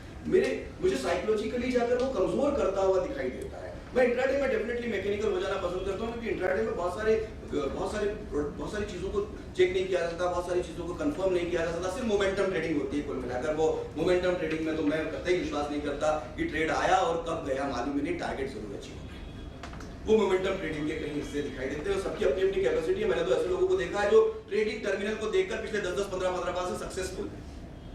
मोमेंटम ट्रेडिंग में भी डेफिनेटली लोग सक्सेसफुल हैं। ये तो आर्ट है, जिसने जिस तरह की चीजों पर कमांड पा लिया वो उसके ऊपर चलने वाला है। बहुत से लोग पूछते हैं सर कोई सिस्टम बताइए। अरे भाई कोई भी सिस्टम उठाइए, बैक टेस्ट करिए, समझिए और देखिए वो काम करता है, बिल्कुल करता है। क्यों नहीं करता? इसलिए नहीं करता क्योंकि हम नहीं कर पाते उसको सही तरह से फॉलो। तो मैकेनिकल होकर उस परेशानी को थोड़ा बहुत कम किया जा सकता है, ये मेरा अपना एक सजेशन है। तो डेफिनेटली मैकेनिकल की कहीं मैं यहाँ पर बात कर रहा हूँ। रिसेंट एग्जांपल्स अभी हम लोगों ने यहाँ पर देखे हैं, कुछ इस तरह की स्थिति हम लोगों ने यहाँ पर देखी है। तो अगले पॉइंट की तरफ बढ़ता हूँ, उसमें कोई क्वेश्चन या कंफ्यूजन हो तो जरूर पूछ सकते हैं। बिल्कुल, अदरवाइज मैं नेक्स्ट टॉपिक की तरफ चलना चाहूंगा, क्योंकि अमूमन मैं मान के चलता हूँ कि क्वेश्चन वही कंडीशन में नहीं आते, पहला तो सारी चीजें क्लियर हो या पूरी तरह से क्लियर। बिल्कुल, वो उम्मीद मैं यहाँ पे तो करता नहीं कि पूरी तरह से क्लियर हो। बेसिक लेवल के लोग आते हैं, उनके साथ ये जरूर होता है कि वो पूरी तरह से क्लियर हो जाती है। मुझे बार बार चेहरे देखने पड़ते हैं, इसको समझ में आया कि नहीं आया, सिर्फ पैसा लेके चला जाएगा, बाद में नाम खराब करेगा कि फालतू की बातें करता है, लफाजी बहुत क्या करता है, इधर उधर की शेरो शायरी मार दी, सिखाया। अरे ये वो उदाहरण की तरफ हम लोग कतई जाते हुए यहाँ पर नहीं दिखाई दे रहे हैं, वास्तव में नॉलेज शेयर कर रहे हैं। फालतू की बात यहाँ पर हम लोग नहीं करना चाहिए। चलिए ब्रेकआउट आफ्टर डाइवर्जेंस। ब्रेकआउट बहुत ही फैंसी और बहुत अट्रैक्ट करता है सबको, ब्रेकआउट आ गया, बढ़िया चल रहा है अभी तो सारे ब्रेकआउट, बहुत अच्छी बात है। बाजार साथ तेरा, कहीं भी खरीदिए, कहीं भी बेचिए, कहीं भी खरीदिए बेचिए मत, मंदी मत मार के चलिए। स्टॉक मार्केट में तो साफ है, जिन्हें देखे होंगे 2006-7 2007 के फेज वही दिख रहा है बाजार, कहीं भी खरीद लो बाजार साथ देगा, देता जाएगा, फिर आएगा वो टाइम जब जो लिया उससे ज्यादा लेके जाएगा। इसलिए अभी से समझ जाए, सिस्टमेटिक जो काम कर रहे थे उसको सिस्टमेटिक ही रहने दें, ट्रेड्स आए तो चार्ट पर फॉलो करें, ना आए तो मत करिए। और उसमें ब्रेकआउट्स बहुत इंपॉर्टेंस रखते हैं, कहीं दिखाई देते हैं ब्रेकआउट की अपनी डेफिनेशन होती है। कोई मूविंग एवरेजेस पे लेना चाहेगा, कोई मूविंग एवरेज क्रॉसओवर्स पे रह सकता है, कोई ट्रेंड लाइंस पे रह सकता है, कोई प्राइस पैटर्न ब्रेकआउट पे रह सकता है, बहुत सारी कंडीशन है। पर मैं मानता हूँ कि डाइवर्जेंस चार्ट पर कुछ ऐसा फॉर्म होता है जिसके बाद आने वाले ब्रेकआउट्स बहुत सक्सेसफुल होते हुए हमने देखे।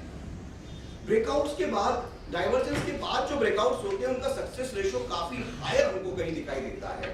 अमूमन डाइवर्जेंस हम इसलिए यूज करते हैं कि यार टॉप और बॉटम पकड़ा जाए, बहुत बढ़िया, टॉप और बॉटम डेफिनेटली पकड़ सकते हैं बाजार में, कुछ कंडीशंस होती है वो आगे कहीं किसी और कॉन्फ्रेंस में बात करेंगे। लेकिन मैं मानता हूँ कि इससे ज्यादा सेफ है कि क्यों डाइवर्जेंस के बाद के ब्रेकआउट्स को केच किया जाए, उनकी एक्यूरेसी बहुत हायर होती है और ये फ्रीक्वेंटली फॉर्म होने वाला फिनोमिना है जो लगातार चार्ट्स पर फॉर्म होता रहता है, कहीं ना कहीं हमको मिल ही जाता है। तो हम लोग ब्रेकआउट्स की तरफ, डाइवर्जेंस की तरफ जा सकते हैं। अब डाइवर्जेंस को आइडेंटिफाई करने के लिए अमूमन MACD RSI जैसे ऑस्किलेटर्स हो सकते हैं, MACD RSI, stochastic RSI, channel momentum oscillator, बहुत सारे टूल्स कई इस तरह के दिखाई देते हैं जिनका उपयोग या यूज किया जा सकता है डेफिनेटली को फॉलो करने के लिए, डाइवर्जेंस को आइडेंटिफाई करने के लिए। पर मैं मानता हूं कि डाइवर्जेंस को प्राइस एक्शन में भी तो कैच किया जा सकता है। मान लीजिए मैं MACD RSI ऑस्किलेटर लगा के डिफिकल्ट नहीं करना चाहता, तो जो प्राइस पैटर्न ब्रेकआउट्स में जो वेजेस होते हैं, राइजिंग वेज और फॉलिंग वेज, वो क्या है? वो वास्तव में डाइवर्जेंस ही तो है, तो उनका यूज हम यहाँ पर जरूर करना चाहेंगे। पर उसके पहले एक बात करना चाहूंगा कि डाइवर्जेंस के बाद ब्रेकआउट्स क्यों सक्सेसफुल होते हैं? क्योंकि डाइवर्जेंस का जो फेज होता है वो बाजार का एक्यूमुलेशन या डिस्ट्रीब्यूशन का फेज होता है। डाइवर्जेंस चार्ट पर फॉर्म ही एक्यूमुलेशन और डिस्ट्रीब्यूशन के साथ होते हैं, क्योंकि मार्केट नया हाई बनाता है, सामने पर्दे के जो दिखता है वो पीछे नहीं होता। मार्केट में अपनी लॉन्ग पोजीशन को वाइंड अप किया जाता है, शॉर्ट पोजीशन क्रिएट की जाती है, क्योंकि जब तक बाजार के बड़े प्लेयर्स लॉन्ग पोजीशन में प्रॉफिट बुक नहीं कर लेंगे, नए शॉर्ट पोजीशंस क्रिएट नहीं कर लेंगे, तब तक बाजार को गिरने नहीं दिया जाएगा। फेक ब्रेकआउट चार्ट के ऊपर होता है, पिछले हाई को तोड़कर बाजार ऊपर जाता है, पर वो पावर नहीं होता जो अमूमन हम लोग कहीं जाकर मूवमेंट में देखते हैं। तो वो एक्यूमुलेशन या डिस्ट्रीब्यूशन की प्रोसेस के बाद डाइवर्जेंस फॉर्म होते हैं, इसलिए इनका सक्सेस रेशियो आमतौर की या नॉर्मल कंडीशन से ज्यादा हमको कहीं दिखाई देता है। इसलिए डाइवर्जेंस के बाद ब्रेकआउट्स के सक्सेसफुल होने की संभावना ज्यादा दिखाई देती है। और मैं सिर्फ एक छोटी सी बात कर रहा हूँ कि कुछ भी मत करिए, वेजेस अगर आप आइडेंटिफाई करना चार्ट पे जानते हैं, राइजिंग वेज और फॉलिंग वेज, तो वही तो डाइवर्जेंस है और वही डाइवर्जेंस। बिल्कुल, यहाँ तो एग्जांपल लिए, वहां ऑस्किलेटर से मैंने आइडेंटिफाई किया कि प्राइस तो लोअर लोज फॉर्म कर रहा है और ऑस्किलेटर हायर लोज फॉर्म कर रहा है। ऐसा क्यों हो रहा है? नॉर्मली तो दोनों एक साथ चलते हैं, ऐसा क्यों होने लगा है? क्योंकि पिछले कुछ समय में एक्टिविटीज कुछ अंदर इंटरनली ऐसी हो गई है कि एवरेजेस नीचे की ओर मूव नहीं कर पा रहे हैं, लेकिन प्राइस नीचे की ओर मूव करता हुआ दिखाई दे रहा है। आप खुद देखेंगे कि नीचे की तो और आया तो है, लेकिन वो मूवमेंट नहीं है, क्योंकि जब एक ट्रेंड होता है तो बाजार पिछले हाई को, पिछले लो को ऊपर की ओर छोड़ता चला जाता है। Higher highs higher lows, higher highs higher lows बनाता जाता है, या lower highs lower lows form करता जाता है। और यहाँ मैं स्ट्रक्चर देखता हूँ तो ज्यादातर कैंडल सब एक दूसरे की रेंज में समाने लगे। प्रीवियस कैंडल की रेंज में पिछला कैंडल समा गया, प्रीवियस कैंडल की रेंज में पिछला कैंडल समा गया, प्रीवियस कैंडल की रेंज में पिछला कैंडल समा गया, या उसी की रेंज में फॉर्म हो रहा है। इसका मतलब साफ है, पोजीशन शायद वाइंड अप होती हुई दिखाई दे रही है। पर मेरे लगने से क्या होता है कि वाइंड अप हो रही है, इसलिए लाइंस ड्रॉ कर लेता हूँ। नीचे मैंने एक लाइन ड्रॉ की, ऊपर से एक ट्रेंड लाइन मैंने यहाँ पे ड्रॉ की। मुझे दिखा कि पैटर्न है जिसको फॉलिंग वेज पैटर्न शायद टेक्निकल्स में कहते हैं, और वो फॉलिंग वेज पैटर्न फॉर्म हो गया है, तो इसके ब्रेकआउट का इंतजार करते हैं। ट्रेंड लाइन को उसने ब्रेकआउट दे दिया है। मैं इसके पिछले कैंडल के लो को स्टॉप लॉस दे देना चाहूंगा। अमूमन कहते हैं कि आप अपनी कैपेसिटी के हिसाब से स्टॉप लॉस ले लो। अरे भाई, क्या कैपेसिटी के हिसाब से स्टॉप लॉस ले लो? बिल्कुल, कैपेसिटी के हिसाब से स्टॉप लॉस क्या होती है? स्टॉप लॉस तो सपोर्ट रेजिस्टेंस से आती है, इंपॉर्टेंट टर्निंग पॉइंट से आती है। मैं मानता हूं कि किसी भी पैटर्न का फेल्योर उसके पीछे के कैंडल के लो को तोड़ देने से हो जाता है। तो मैंने तो अपना एक सिस्टम डिसाइड कर लिया, ऐसा होगा तो करूंगा, अगर तोड़ देगा तो काट। बिल्कुल डेफिनेट सी बात है, मैंने सिस्टम डिसाइड किया, अब मैं यहाँ पर स्टॉप लॉस लगाता हूँ और क्लोज कर देना चाहूंगा। पोजीशन अगर इसके नीचे काट देगा, हो सकता है बाजार मुझ पे मेहरबान हो तो टारगेट दे देगा, नहीं होगा तो मेरी स्टॉप लॉस खाएगा, फिर बाद में टारगेट अचीव कर देगा। कोई बात नहीं, फिर से रीएंट्री करेंगे। अपॉर्चुनिटी बाजार में हमेशा है, हम भी यहाँ है, बाजार कहाँ जाएगा। बहुत चिंता है मेरे लोगों की, देखिए सर बढ़ते जा रहा है, कुछ सजेस्ट करो। मैं तो कुछ भी रिटर्न्स नहीं निकाल पाया बाजार से। ये 2008 में बहुत सुनता था बाजार में, सर 21,000 आ गया सेंसेक्स, अब नहीं इन्वेस्ट करूंगा तो करो इन्वेस्ट। वो वापस वहीं 6-6.5 आ गया। मार्केट यही है, कहीं नहीं जाने वाला। ट्रेडर के लिए तो हमेशा ही है, एक ट्रेडर के लिए तो बाजार हमेशा ही, हम सब जानते हैं। कोई बात नहीं, स्टॉप लॉस काटेगा, वापस आएगा, फिर ट्रेड करेंगे, बट डेफिनेटली इसके साथ स्टिक रहकर मैं काम करना चाहूंगा। इस स्टॉप लॉस को जरूर फॉलो करना चाहूंगा। बात इतनी सी थी कि डाइवर्जेंस को प्राइस पैटर्न यानी प्राइस एक्शन से भी आइडेंटिफाई किया जा सकता है, क्योंकि मैं आज चर्चा केवल प्राइस एक्शन की कर रहा हूँ। इसलिए ये कह रहा हूँ कि नहीं जानते ये क्या है एमएससीडी और क्या है आरएसआई छोड़ दीजिए, बाइंडर वगैरह आरडब्ल्यू के लिए वही जाने तो ज्यादा बेहतर है। मैं तो सिर्फ ये जानता हूँ तो भी काफी है, क्योंकि ये वेज भी अपने आप में पैटर्न ब्रेकआउट डाइवर्जेंस के बाद के ब्रेकआउट को इंडिकेट करता है। इसका अपोजिट बीरिश डाइवर्जेंस हो सकता है, वही कंडीशन है। ऑस्किलेटर के साथ जाना चाहे तो वहां भी वो बात बनती है, लेकिन उसी चीज को अगर मैं फॉलिंग वेज के तौर पर आइडेंटिफाई कर लेता हूँ तो डेफिनेट सी बात है, वो भी एक इंपॉर्टेंट कॉन्सेप्ट हो सकता है मेरे लिए शॉर्ट पोजीशन बनाने का, और इस गिरावट का फायदा यहाँ पर उठाया जा सकता है। ये 2008 का चार्ट है निफ्टी इंडेक्स का, बिल्कुल ये 2008 का चार्ट है। आज भी लोगों के पोर्टफोलियो से बहुत सारी स्क्रिप्ट्स खाली नहीं हुई है, ये जाकर देखिएगा। यहाँ टॉप पर बीरिश डाइवर्जेंस था, ऊपर से एक इन्वर्टेड हैमर था, वहीं पर एमएससीडी ने सेल दिया था, फिर मूविंग एवरेज पर सेल आ गए थे। फिर यहाँ से अगर मैं लाइन ड्रॉ करता हूँ तो डेफिनेटली यहाँ देखिए ये 22 जनवरी के सर्किट के ऊपर, उसके 3 दिन पहले एक बीरिश डाइवर्जेंस को ब्रेकआउट मिल गया था। फिर थोड़ा सा अगर और विस्तार करें, यहाँ पर कनेक्ट करते हैं तो एक सॉसर पैटर्न यानी कि वो जो कप विद हैंडल का राउंडिंग टॉप बन जाता है। वो चंदा मामा आके कहने लगे बहुत हुआ, शांत हो जाओ, निकल जाना चाहिए बाजार में, मौका नहीं दिया है। ये दिन तो नीचे ही खुला था, ध्यान है मुझे, ये नीचे ही खुला था। अगर यहाँ तक वेट किया था तो ये सॉसर पैटर्न का फायदा तो हम उठा ही नहीं पाए, क्योंकि वो नीचे खुला और इतनी तेजी से नीचे आया, बहुत तेजी से नीचे की तरफ चला आया, और उसके बाद फिर कहीं जाकर वो यहाँ बॉटम बनाता हुआ कहीं देखा गया था। मैं बता रहा हूँ बाजार के टॉप्स और बॉटम्स पर ये पैटर्न अक्सर देखे जाते हैं। डेफिनेटली इनका फायदा यहाँ पर उठाया जा सकता है। डाइवर्जेंस के बाद के ब्रेकआउट का ये लास्ट वीक का केस है, रिसेंट केस है, कॉपर में जो अभी हाल ही में हुआ है, बढ़िया डाइवर्जेंस ब्रेकआउट है। वीकली चार्ट पर ट्रायंगल ब्रेकआउट हुआ, डेली चार्ट पर ट्रायंगल ब्रेकआउट, अंदर एक चैनल था डेली चार्ट पर, उस चैनल को भी नीचे की तरफ ब्रेक किया। लास्ट मंथ का ट्रेंड अब जब ऐड होगा तो वो चैनल के अंदर ही दिखाई देगा, लेकिन करंट मंथ के अगर चार्ट को देखें तो पूरा पैटर्न का पूरा टारगेट अचीव कर गया। और 1 घंटे के चार्ट पर ये बीरिश डाइवर्जेंस पैटर्न कहीं यहाँ पर बनाया था, और उसके बाद कॉपर का हश्र हमने यहाँ पर देखा है। देखिए नीचे ब्रेकआउट किया, स्टॉप लॉस में यहाँ लेके चलता हूँ, क्योंकि ब्रेकआउट कैंडल के पिछले कैंडल के हाई को मैं स्टॉप लॉस में चलता हूँ। वापस पुल बैक किया, फिर आया, ट्रेंड लाइन के ऊपर कहीं चला गया। अगर मैं यही काट देता तो ट्रैप हो जाता, और उसके बाद वो पूरा टारगेट अचीव कर देगा। अपनी प्रॉपर स्टॉप लॉस डिसाइड करिए और उसके साथ वो ट्रेड करना चाहिए। कोई क्वेश्चन पूछ सकते हैं। एक रिसेंट एग्जांपल चर्चा यहाँ पर कर रहा हूँ, ये भी हमने अभी हाल ही में देखा है। एक बार इन सॉफ्टवेयर पे चलकर उसको दिखाने की कोशिश करता हूँ। हाल ही का डेटा है जो ऐसा कहता हुआ कहीं दिखाई दिया है। ये एक रियल चार्ट है, पावर पॉइंट प्रेजेंटेशन बनाने के प्रयास में मैंने इसको ड्रॉ किया था।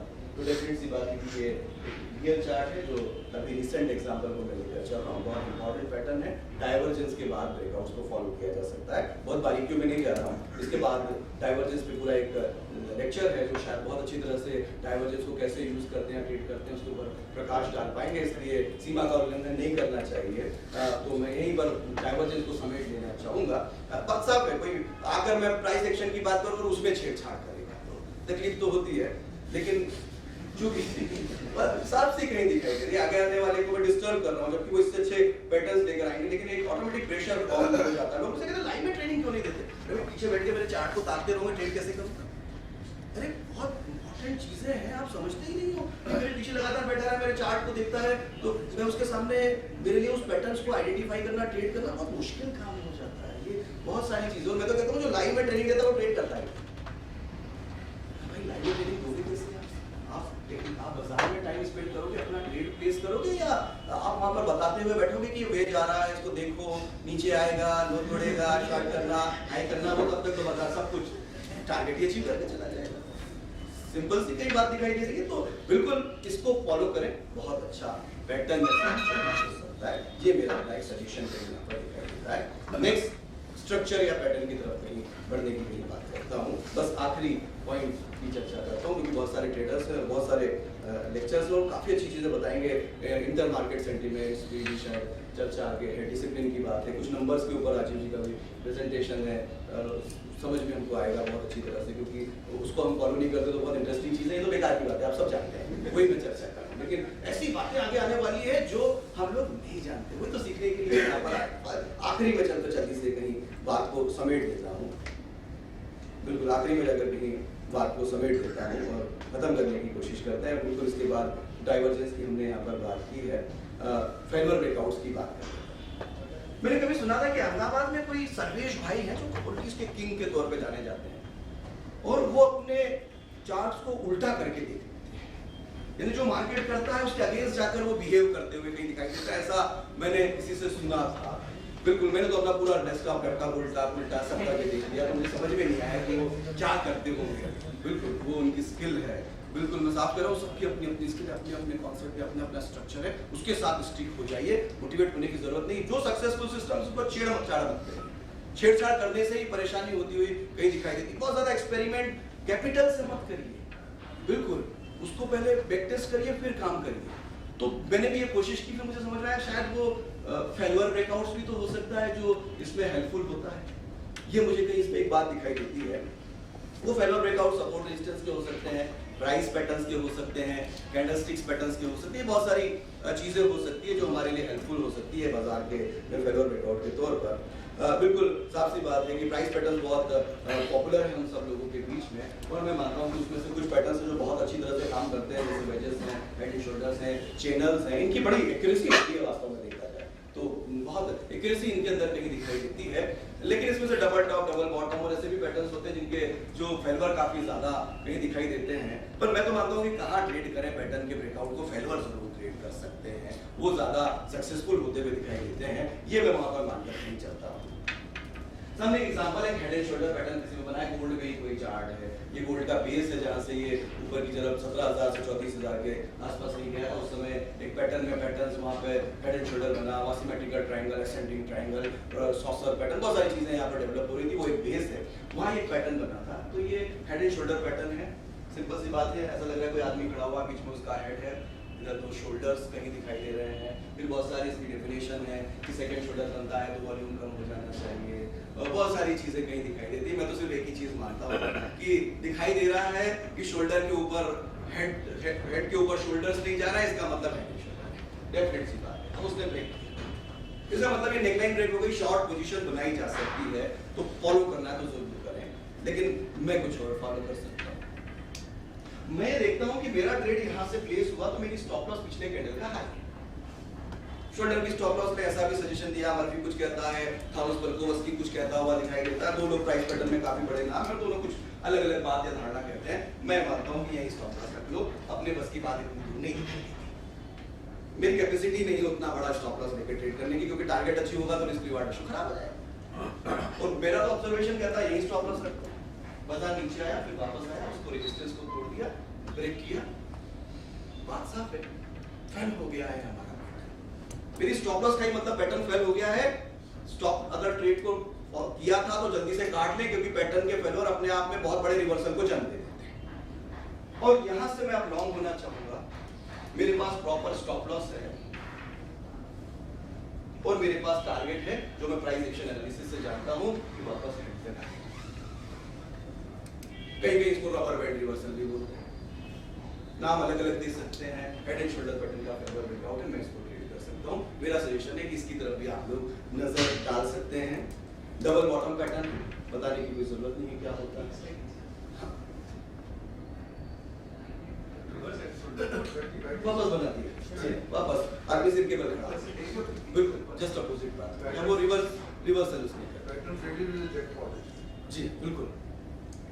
इसे बस मैं चर्चा कर रहा हूँ क्योंकि मेरा मानना है सब जानते हैं हम लोग और बहुत आम सी बात है, पर अगर चर्चा की जाए कोई नहीं फॉलो करता होगा तो शायद मेरा नाम कभी लेगा कि नहीं उन्होंने बात की थी और मेरे अब ये काम आता हुआ कहीं दिखाई दे रहा है, बिल्कुल वो मैं यहाँ पर कोशिश कर रहा हूँ। डबल बॉटम पैटर्न है, ब्रेकआउट हो गया, आगे चलते हैं।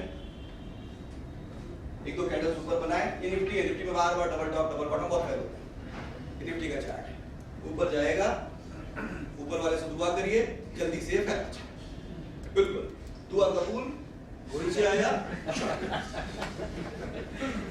हालांकि इस बाजार में दुआ बहुत कम कबूल होती है, नाराज ही रहता है, लेकिन फिर भी उसने कबूल किया, प्रॉफिट बुक करके निकल सकते हैं। ये एनुअल ब्रेकआउट्स ऑफ प्राइस में इसका उपयोग हम लोग कर सकते हैं। बिल्कुल अब आगे नहीं बढ़ाऊंगा बात को, यही खत्म करेंगे, किसी और कॉन्फ्रेंस में चर्चा करेंगे। उम्मीद है राजीव जी अपनी बात इसको और अच्छी तरह से आप करेंगे तो मुझे भी जरूर याद रखेंगे, बुलाएंगे, तो उसके लिए छोड़ के जा रहा हूँ। बिल्कुल बहुत सारी चीज़ों की हमने चर्चा की है, बस यहीं पर बात को समेटने का प्रयास करूंगा। बस ये जी पैटर्न की बता रहे हैं कि आपको याद रखें जी बिल्कुल कहीं बात को समेटने का प्रयास करता हूँ। बहुत सारी बातों की चर्चा की, बेकार है, आगे डिसिप्लिन का चैप्टर आएगा, चर्चा करेंगे, उस डिसिप्लिन के साथ फॉलो करिए, स्टॉप लॉस के साथ फॉलो करिए। आप साइकोलॉजिकली अगर स्ट्रांग होंगे तो बहुत अच्छी तरह से फॉलो कर पाएंगे, साइकोलॉजिकली वीक होंगे तो ज़्यादा अच्छी तरह से फॉलो नहीं कर पाएंगे। बहुत सारी चीज़ें हैं, ये बाजार ही शिकवे शिकायत का है। हमेशा इस बाजार में रहने वाला व्यक्ति परेशान है, जो इस बाजार में वो परेशान, जो बाहर है वो ज्यादा परेशान। वो इसलिए परेशान कि सेंसेक्स 8,000 से 28,000 आ गया, मैं फायदा ही नहीं उठा पाया, और जो इस बाजार में 8 है वो बोलता है कि 8,000 से 28,000 आ गया, जो चाहता था वो निकाल नहीं पाया। दोनों ही परेशान कहीं दिखाई देते हैं। किसी ने कहा है शिकवे भी हजारों हैं, शिकायत भी बहुत है, शिकवे भी हजारों हैं, शिकायत भी बहुत है, ए दिल मगर उससे मोहब्बत भी बहुत है, दिल मगर उससे मोहब्बत भी बहुत है। इस बाजार में लोग आते हैं, लॉस उठाते हैं, बाहर चले जाते हैं, वापस फ्रेश कैपिटल लेके आते हैं, फिर लॉस उठाते हैं, फिर बाहर चले जाते हैं। हमको उस कैटेगरी में नहीं रहना है। लॉस हुआ है, रुक जाइए, ठहर जाइए, थम जाइए, देखिए, ऑब्जर्व करिए क्या गलती पास्ट में की थी जिसके कारण मैंने लॉस उठाया है, करेक्ट करिए। कोई सवाल ही नहीं उठता कि ये बाजार हमको रिजल्ट रिटर्न्स नहीं दे पाएगा, जरूर देगा, डेफिनेटली दे पाएगा। इसी आशा के साथ कहीं मैं बात करता हूँ और आप सबको अपने पेशेंस के लिए धन्यवाद देना चाहूँगा कि लगभग 1.5 घंटा मुझे झेल रहे हैं। ये कहीं आपकी पेशेंस को कहीं इंडिकेट करता हुआ दिखाई देता है, क्योंकि मैं तो नॉन स्टॉप रिकॉर्ड प्लेयर हूँ।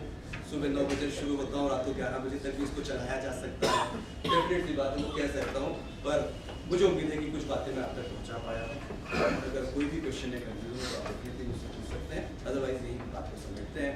जो अगले लेक्चर आएंगे वो शायद लेक्चर आएंगे वो ज़्यादा अच्छी तरह से कहीं सारी चीज़ों को और भी विस्तार नहीं दे पाएंगे। यही प्रकार